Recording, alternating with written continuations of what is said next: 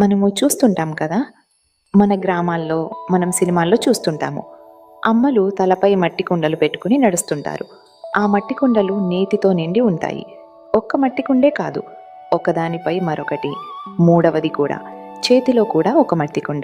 ఇంకో చేతిలో చిన్న పిల్లవాడు. చాలా బిగుసుకున్న వీధిలో వాళ్ళలా నడుస్తుంటారు. నడుస్తుంటారు. ఎదురుగా అకస్మాత్తుగా ఏదో వస్తుంది. ఆ సమయంలో వెంటనే నిర్ణయం తీసుకోవాలి. ఏదో ఒకటి వదిలేయాల్సి వస్తుంది. ఎందుకంటే ఎదురుగా వచ్చిన దానికి చేతిని వాడాలి కాబట్టి. మరి మట్టి కుండను వదిలేస్తారా? లేక పిల్లవాడిని వదిలేస్తారా? మట్టి కుండను వదిలేస్తారు. దానికి ఆలోచించాల్సిన అవసరం ఉందా? మట్టి కుండను వదిలేయాలా లేక పిల్లవాడిని వదిలేయాలా అని? వెంటనే ఆలోచించాల్సిన అవసరం లేదు. అది ఇన్స్టెంట్. ఎందుకంటే మట్టి కుండ మళ్ళీ వస్తుంది. ఇదే విధంగా మన జీవితంలో మనం చేస్తున్న ప్రతిదీ మన చేతిలో ఉన్న ఎన్నో మట్టి కుండల్లాంటివి. అవన్నీ మనకు చాలా అవసరం. కానీ ఆ చిన్న పిల్లవాడు లాంటి ఒకటి ఉంది. అదెవరు? ఆ పిల్లవాడు లాంటిదెవరో ఊహించుకోండి.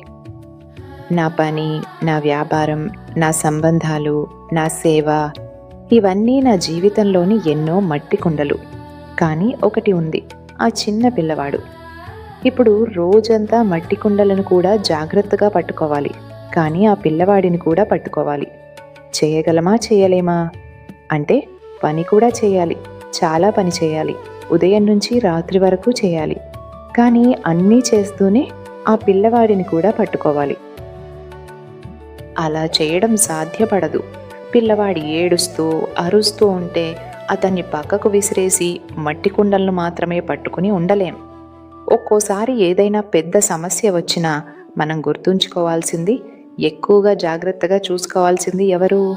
ఆ పిల్లవాడిని ఎప్పుడూ పడిపోనివ్వకూడదు. రోజంతా ఈ చిన్న జాగ్రత్త తీసుకుంటే మీరు చాలా పని చేస్తారు, చాలా డబ్బు సంపాదిస్తారు. కానీ అదే సమయంలో ఆనందం, శాంతి, ప్రేమ కూడా మీతో పాటు ఉంటాయి. ఎందుకంటే మీరు ఆ పిల్లవాడిని పడిపోనివ్వలేదు.